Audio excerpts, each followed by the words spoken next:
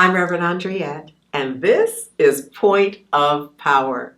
This is our last Saturday in April, in this phase of our adventure in faith, our shelter at home, shelter in place, stay home, stay healthy, stay well. All of this is so essential.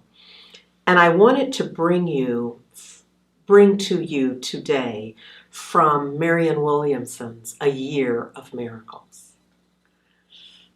And even as I say that aloud, I can feel someone thinking, oh, but Rev, what about what we're going through now?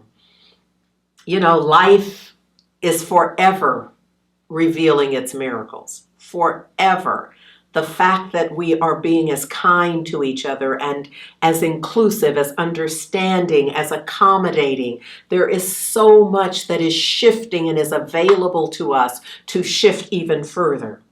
So I want to share with you as a part of our inspiration as we move forward during this time and all times from day 116, which is literally for today. Today is the 116th day of this year. Marianne Williamson writes, "Today I will expect less from others and more from the universe." I love that. Today I will expect less from others and more from the universe. Can you see the shift in how we're weighting our expectations? Too often she even says this, we're grasping at people, and especially during this time, we have an expectation that they should have, and they could have, and they oughta, and who knows for sure.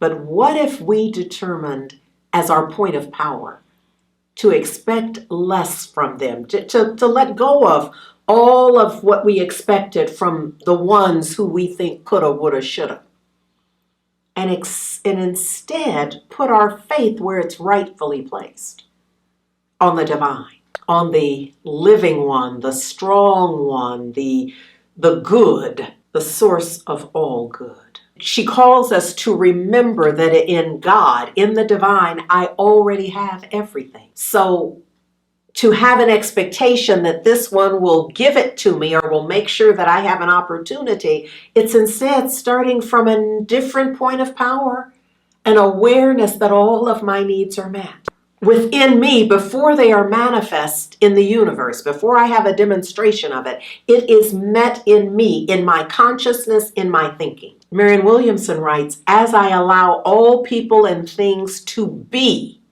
whomever and however they are, the universe will respond positively to my correct positioning of heart and mind.